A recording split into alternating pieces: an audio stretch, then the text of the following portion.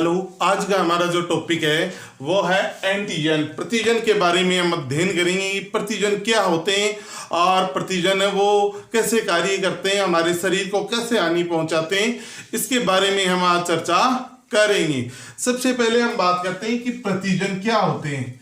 प्रतिजन है वो बाहरी पदार्थ होते हैं। क्या होते हैं? बाहरी पदार्थ होते हैं जो हमारे शरीर में पहुंचते हैं, जो हमारे शरीर में पहुंचते हैं। यानी कहने का मतलब है जो प्रतिजन है वो होते हैं रोग कारक।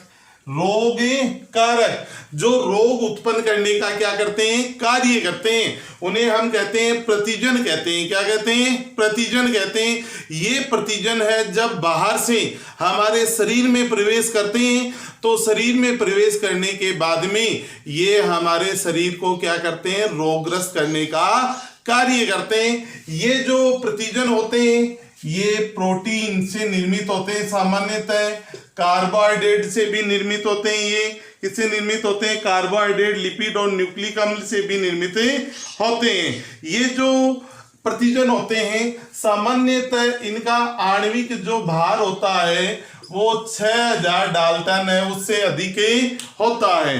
यानी कहने का मतलब है कि जो प्रतिजन होते हैं वो रोगकारक होते हैं। ये विभिन्न प्रकार के हो सकते हैं, जैसे वायरल हो सकते हैं, जीवाणु जनित हो सकते हैं, प्रोटोजोन जनित हो सकते हैं और अन्य जनित हो सकते हैं। वैसे हमारे शरीर में भी कुछ प्रतिजन है वो उपस्थित होते हैं। जैसे मैं उदाहरण देता हूं, विषाणु संक्रमित कोई कोशिका है या कैंसर संक्रमित कोई कोशिका है।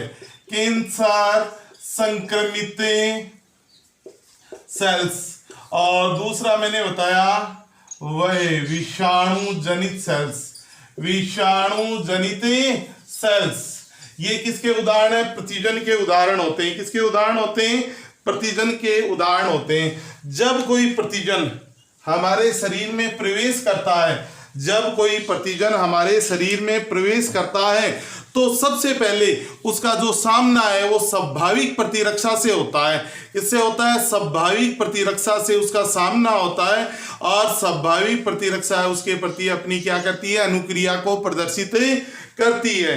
जैसे मैं कहता हूं कि प्रतिजन है वो विशिष्ट प्रतिरक्षी के साथ ही क्या करते हैं? क्रिया करते हैं। यानी जो प्रतिजन है वो संपूर्ण अणु के रूप में, प्रतिजन है वो संपूर्ण अणु के रूप में प्रतिरक्षी से प्रतिक्रिया नहीं करता, वरन इसके किसी कुछ विशिष्ट अंश ही प्रतिरक्षी से जुड़ते हैं। यानी प्रतिजन है वो प्रतिरक्षी से संपूर्ण अणु के रूप में क्रिया नहीं करता है, केवल कुछ अणु ही किससे जुड़ते हैं? प्रतिरक्षी एंटीबॉडी के साथ में जुड़ते हैं और क्रिया करते हैं। यानी कहने का मतलब क्या होता है कि ये विशिष्ट स्थल है या इन अंशों को एक नाम दिया गया है एंटीजनी निर्धारक।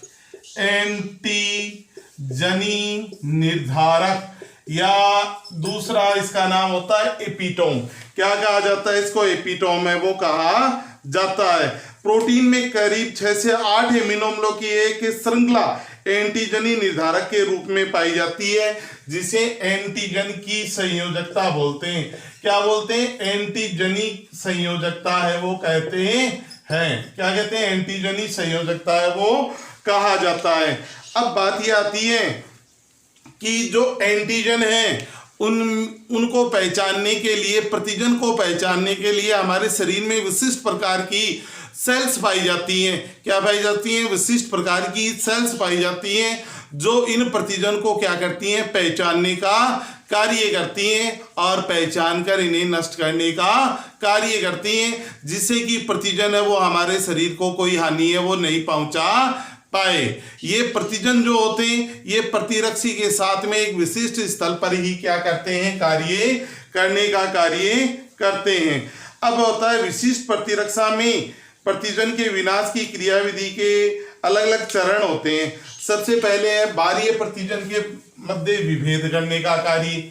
बाह्य प्रतिजन का मतलब क्या होता है? जब कोई हमारे शरीर में बाह्य रोगकारक या प्रतिजन प्रवेश करता है तो उसका विभेद करना। विभेद करने का मतलब क्या हुआ कि वो प्रतिजन जो पाया जा रहा है शरीर के बाहर वो जीवाणु जनित है, वायरस जनित है, प्लाज्मोडियम जनित है या अन्य किसी कारक के कारण से वो फैल रहा है, उसको पहचानने का कार्य हो गया। दूसरा है बाहरी प्रतिजन के ऊपर जो विशिष्ट प्रकार के एंटीजन निर्धारक की संरचना बी लसिका कोशिकाएं पाई जाती हैं, उनका निर्माण करने का कार्य। और तीसरा है प्लाज्मा कोशिकाओं द्वारा विशिष्ट प्रतिरक्षियों का निर्माण करना है। और चौथा होता है प्रतिजन प्रतिरक्षी तथा कोशिका माध्यमिक प्रतिरक्षा द्वारा प्रतिजन का विनाश करना। यानी मतलब है प्रतिजन का विनाश, प्रतिजन का विनाश। प्रतिजन का विनाश का मतलब क्या है? विनाश का मतलब है जो भी रोग कारक है हमारे शरीर में प्रवेश करता है, जो हमारे शरीर के लिए हानिकारक है, उसको नष्ट करने का कार्य है वो किया जाता है। यानी कहने का मतलब क्या होता है, हमारे शरीर में जो एंटीबॉडी होती है, प्रतिरक्षी होती है, वो क्या करती है, प्रतिजन या रोग कारक को नष्ट करने का कार्य करती है। तो सिंपल भाषा में एंटीजन या प्रतिजन क्या है? प्रतिजन या रोग कारक एक बाहरी पदार्थ होते हैं जो बाहर से मानव शरीर में प्रवेश करते हैं और मानव को रोगग्रस्त करने का कार्य करते हैं। इन्हें हम बोलते हैं प्रतिजन। ये प्रोटीन के बने हो सकते हैं, लिपिड के बने हो सकते हैं, न्यूक्लिक अम्ल के बने हो सकते हैं, ये रोग कारक हैं। तो आज के टॉपिक में इतना ही प्रतिजन के बारे में। नेक्स्ट जो वीडियो आएगा उसमें हम पढ़ेंगे एंटीबॉडी प्रतिरक्षी की संरचना के बारे में हम अध्ययन करेंगे। तो यूट्यूब चैनल को लाइक कीजिए, शेयर कीजिए और अधिक से अधिक है वो सब्सक्राइब कीजिए। ओके।